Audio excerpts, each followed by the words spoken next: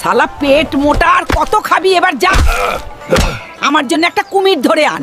ঠিক আছে দিদা।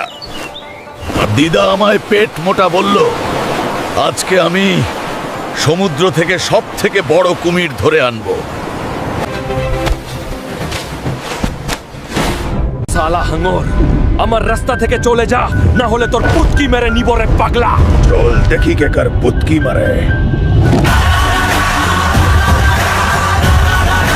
হাঙরের তো পুটকি মেরে নিলাম, এবার আমাকে একটা বড় কুমির ধরতে হবে। কুমির চল আমার সাথে, না হলে হাঙরের মতো তোর পুটকি মেরে নিব রে পাগলা। না, পুটকি মেরো না, যাচ্ছি আমি। দিদা বাইরে আসো, তোমার জন্য কুমির নিয়ে আসছি। আরে তুই তো সত্যি পাগল ছোড়া রে।